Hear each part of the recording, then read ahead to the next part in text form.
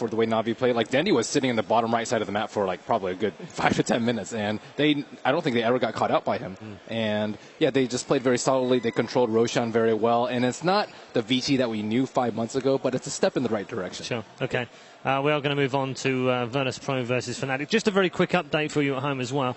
We haven't mentioned the fact that the teams have gone through the lower bracket, obviously, from losing earlier on. Cloud9, as if they were going to make their lives any harder, now face VG in the next match in the lower bracket, which is a kind of revengey kind of match. And it would have been the same anyway, because it would have been Na'Vi, who they knocked out previously last year. So that's kind of weird for C9. They're going to have pretty much the same route through the lower bracket. And Empire will take on MVP Phoenix, and that'll also be a very interesting game as well. We are going to move on now, and it is Virtus Pro, the first team we're going to look at. And also, we're going to take particular attention to someone who's playing his first ever international, but he also sets a record because he's the first ever Belarusian right here at Key Arena. When I was a child, like 10 years old or something like that, I hurt my knee and I started to play computer. I started with Quake, Counter-Strike, Half-Life probably, and then some friends showed me Dota. You know, usually when people have friends, they go out, spend some time with them, but most of the time I speak with my friends through the internet, and my parents didn't understand that at all. They tried to get me out, like go to some camps, but I was okay with playing Dota.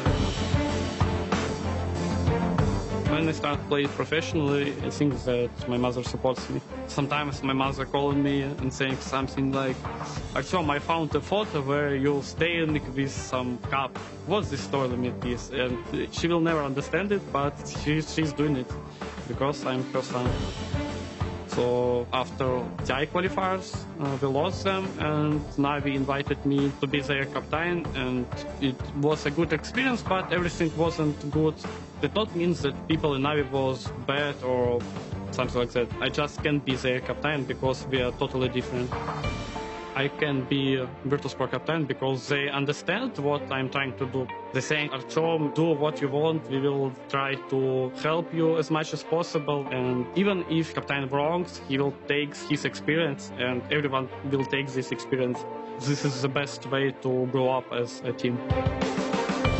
If I want to be the best, I must improve myself as much as possible and become not only a good player and become a good person, because Dota is not only about playing Dota, it's even more about communication.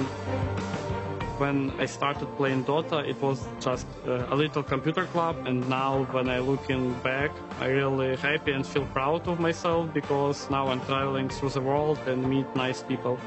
This has changed my life, really changed my life.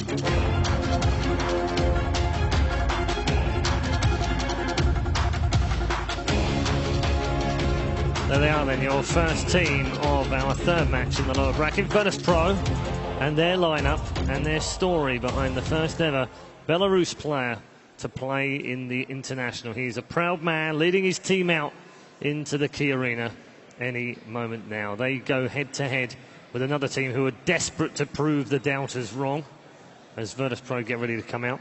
And Fnatic are there as well. Fnatic, of course, have had a little bit of history under a number of different names throughout the international history, none more so than the boys in orange. They're in orange once more, but now in the colours of Fnatic. And to catch up with all of the things that have been happening to them before they headed into the international, here's Ohio.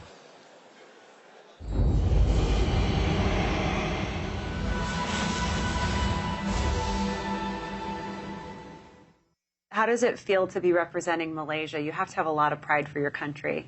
This is my third year, TI, my third TI, and still will be a little bit nervous fight against top team in the world. TI3 was a really interesting time for you when you were playing with Orange. A lot of people considered you one of the best players there, one of the most influential players there. Yeah, thank you. Were you aware of? Did you know that people were saying that about you? I just know about it when I'm back to Malaysia. A lot of Malaysian fans and Southeast Asia fans, they congratulate us and they also praise me and I play very well. How do you feel about your chances this year with this team? Recently, our practice is not that good, but I think we still have a chance to proceed to the top 8 first. And if we can do pretty well in every games, I think we still have a chance to get inside the top 4. What's the hardest thing that you're working through as a team right now? Our play style is not going to work together right now. We are just a little bit split. I mean, we just play our own style, but not a team style. That means we need to fix it faster before the game starts. So what would it mean to you to bring an international victory back home? This is one of my dreams. What I need to do in Dota 2 is I want to be the top team in the world. If I win, that means I have already proved myself that I make it and I make my dream come true. So you're really excited? Really excited. And you're ready? Do you feel ready? I'm ready for that, yeah. How have you been practicing? What have you been doing as a team? Boot camp, that sort of thing? Yeah, we have a boot camp since last month. We go to Sweden, and I think we already get ready for this tournament. What about the experience level of all of your teammates? How is that different? Are all of you really experienced, or some of you less so? Well, my teams, we have 3 old players, right? Like KY, me, and Mushi. And the other 2, like Johnny and Kerchi, they are still very new for biggest tournament. Like Kerchi, this is his first year TI. So he never been so far and fight against a lot of strong team in the world. And Johnny, he got play from last year from the team I.M.O. So I think maybe still will be fine, but for Kerchi, let's see in this tournament. Is there anything else you want to say to fans of your team, fans of Fnatic? What would you say to people? I would say to all of my fans that I hope we can play a beautiful game for everyone. Enjoy the game. Thank you. Do you plan on bringing one of these back for them? Well, I think I can make it. Good luck. Good. Thank you. Thank you very much.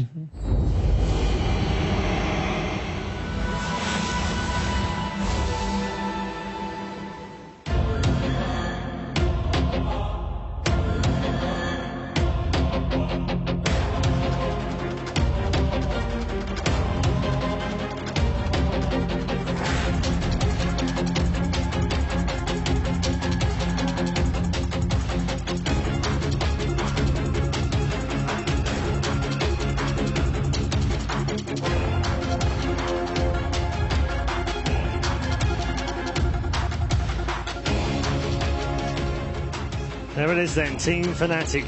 The boys in orange are back via a number of different organisations, it has to be said. But nevertheless, they are here once again at the International and again find themselves in the lower bracket. But that won't fuss them at all. They've done it before and gone all the way through that lower bracket, and they'll have the confidence to do so again. They enter the key arena, as do Fnatic, to take their places in the booze. We've got plenty to discuss about these two teams. We'll start with Fnatic and Shiva. You spoke to Ohio earlier on in the year. You had a pleasure of an interview with him. You know him well, and lovely guy. Maybe a little overconfident in places. You know, kind of a bit of a bravado interview there, I know. But realistically, they aren't going to win the International, but they could go far. And because we know that they've got that kind of form, that they can surprise, you'd probably have them as your outside bet, wouldn't you? For me, I mean, if you go to the International, no matter on what rank you are on any ranking site, you have to believe you can win it. Otherwise, you know, you don't have a place here.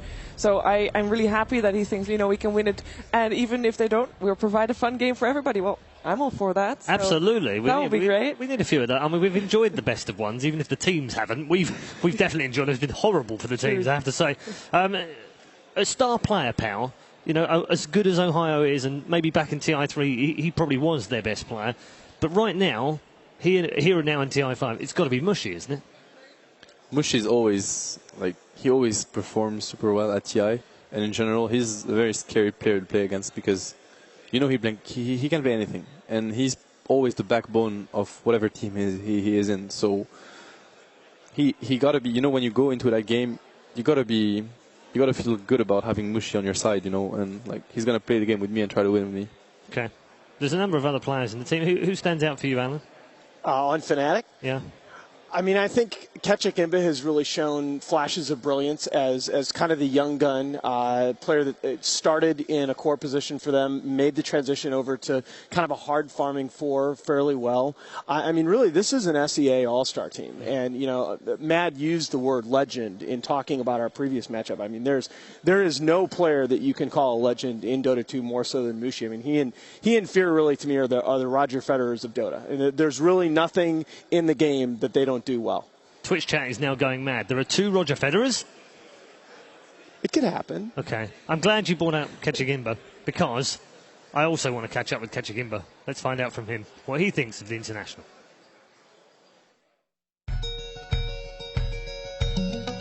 When I was 10 years old, I go to LAN Cafe with my brother, and we just starting to see all the LAN Cafe playing a Dota game, so we learned it there. Most of the older players at the LAN Cafe around 18 or 19 years old. Kachi, he's easy to get close with everyone because he's just like very simple guy. You can talk any topic with him anytime. Kachi means small in Malay, so everybody starts calling him Kachi because he's so small. And then he thinks he's overpowered or something, so he calls himself imbalanced. Kachi Imba, because he thinks he's a small imbalanced guy. Basically, we were representing Malaysia. After we achieved some achievements, the government looked at us. We were like, hey, these guys are pretty good and they're representing us. And then they start recognizing esports a lot more. They form a body, Esports Malaysia, to try to grow the esports scene. There are a lot of players, it's just that some of them are just not getting the chance. I found Kichi because we play a lot of LAN tournament, and I feel that he can be very, very good in the pro gamer. So I asked him to join our team. Almost every Malaysian player very look up to Mushi because he's a very skillful and experienced player in Southeast Asia. Whenever people talk about Kachi, they thought of him as like, oh, he's Mushi's student, he's Mushi's student, and that's all they think of it. I think Mushi, it make me very a professional gamer. I think he's good guy. I just treat him as my little brother. Also, I promised his mom that I will take care of him. I think he has a lot of potential in his future. He can be better than anyone in Malaysia, even better than me.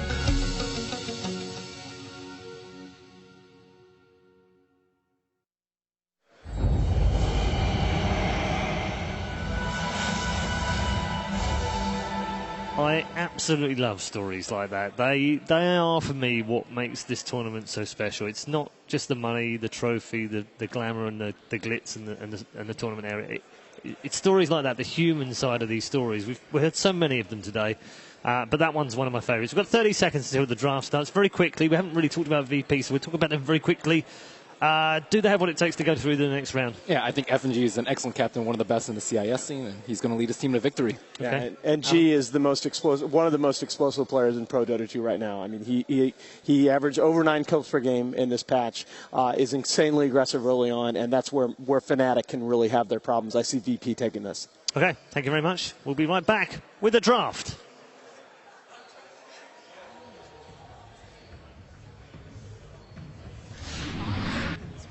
Virtus Pro versus Fnatic.